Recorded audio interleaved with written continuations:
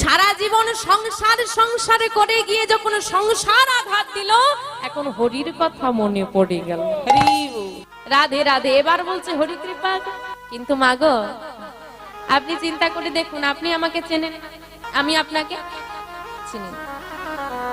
ধরুন হঠাৎ মাঝরাতে আমি বিপদে পড়েছি, আপনাকে ফোন করলাম, ফোন করে বললাম আমি বিপদে পড়েছি, মা আমাকে সাহায্য করো। সত্যি কথা বলেন, কেউ করবেন? কেউ? কে কোথাকার ফোন করছে? বারবার ফোন করলে হয়তো ফোনটা সুইচ অফ করে দেবে, করবেন তো?